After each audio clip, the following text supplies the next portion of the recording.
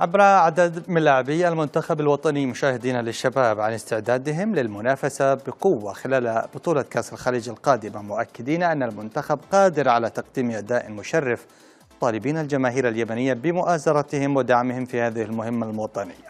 نتابع المادة حول هذا الموضوع.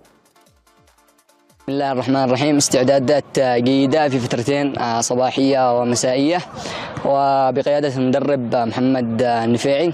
استعدادات مكثفة للبطولة الخليجية إن شاء الله الأولى في الساحة الرياضية، وإن شاء الله نطمح بمشاركة تكون إيجابية لنا، وإن شاء الله يكون شعارنا يعني مش المشاركة إن شاء الله المنافسة، ونوعد الجماهير اليمنية بمؤازرتنا إن شاء الله.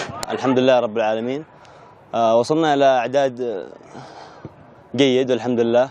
استضافة صنعاء استضافة رائعة كما تعودنا من قبل، يعني داعمين لنا مآزرين لنا في الملعب سواء في السكن في كل مكان، وطموحنا عالي إن شاء الله. نحاول أن نبذل قصارى جهدنا لنكون الأفضل، وإن شاء الله نوعد الجماهير اليمنية بشيء طيب. نشكر الاتحاد اليمني لكرة القدم على اهتمامهم بنا، إن شاء الله نكون عند حسن ظنهم. نشكرهم على إعطائهم الثقة لنا. كما نشكر كابتن مدرب المنتخب المدرب محمد النفيعي والجهاز الفني، نشكرهم كامل. نامل بإذن الله أن نسعد الجماهير اليمنية بإحراز أول بطولة